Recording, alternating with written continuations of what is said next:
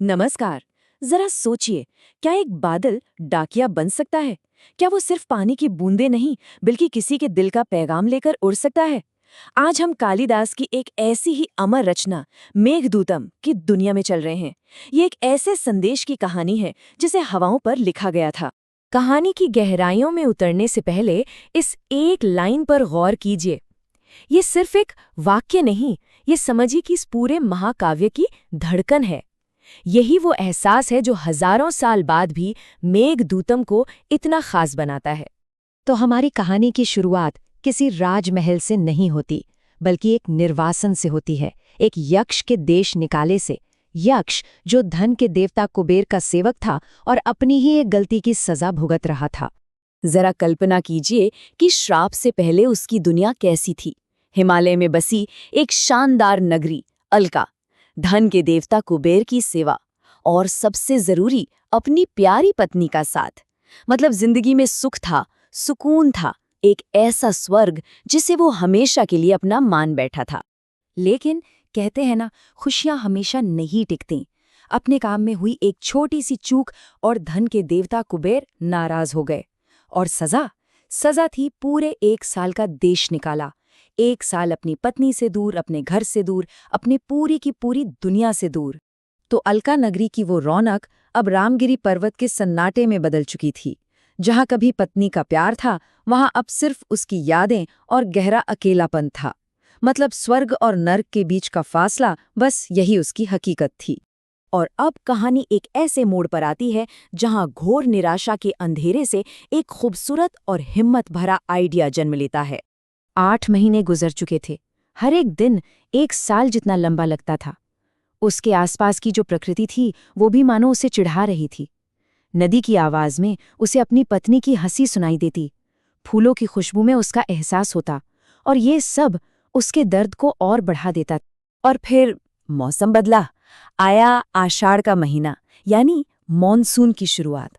और एक दिन यक्ष की नजर आसमान में झुके एक घने काले बादल पर पड़ी।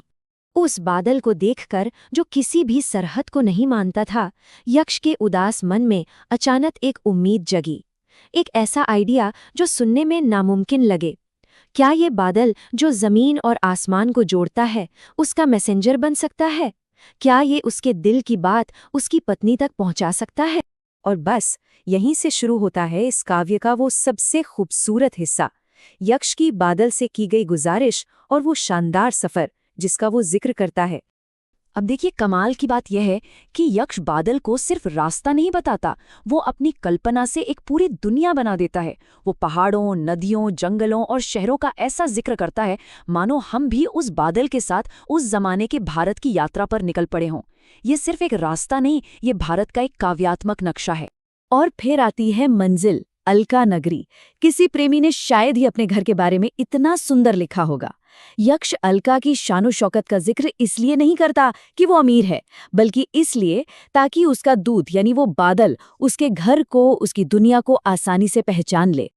तो चलिए अब आते हैं कहानी के बिल्कुल दिल पर, उस संदेश पर जो यक्ष ने बादल को सौंपा था। लेकिन संदेश देने से भी पहले यक्ष बड़े प्यार से बादल को अपनी पत्नी की पहचान बताता है। वो बताता है कि विरह में वो कैसी दिखती होगी, दुबली, उदास, और दरवाजे पर रखे उन फूलों का जिक्र करता है जिनसे वो हर रोज उसके लौटने के दिन गिनती है। और संदेश, जानते हैं संदेश में क्या था? कोई शिकायत नहीं, कोई इल्जाम नहीं, बस प्यार, सब्र और उम्मीद से भरा एक वादा। यक्ष बस अपनी पत्नी तक ये बात पहुंचाना चाहता था कि ये दूरी कुछ ही दिनों की है, ये जुदाई बस कुछ पल की मेहमान है, हम बहुत जल्द फिर मिलेंगे। तो आखिर में इस खूबसूरत कहानी का असली मतलब क्या है? ये सिर्फ एक प्रेम कहानी से कहीं बढ़कर क्यों है? और यहीं पर कालिदास की महानता दिखती है। देखिए, हमें कभी पता नहीं चलता कि संदेश पहुंचा भी या नहीं। बादल ने कभी कोई जवाब नहीं दिया, लेकिन ये जरूरी भी नहीं है। जरूरी थी वो उम्मीद, वो कोशिश। सिर्फ अपने दिल की बात कहने की उस कोशिश ने ही यक्ष का बोझ हल्का कर दिया, उसे जीने की हिम्मत दी। तो मेघदूतम असल में हमें क्या सिखाता है? ये हमें विरह यानी बिछड़ने का दर्द दिखाता है, तो वहीं प्रेम की ताकत भी बताता है। ये प्रकृति को हमारा दोस्त बना देता है और इंसान के मन की हर भावना को बड़ी खूबसूरती से हमारे सामने रखता है। और इसीलिए ये सिर्फ एक कविता नहीं, संस्कृत साहित्य का एक अनमोल हीरा है। और ये पूरी कहानी हमें एक बहुत गहरे सवाल के साथ छोड़ जाती है। यक्ष का वो दुख ही इस लाजवाब कविता की वजह बना। तो क्या ये सच है कि सबसे महान, सबसे खूबसूरत कला अक्सर दुख और दर्द की कोख से ही जन्म लेती है? इस पर सोचिएगा जरूर।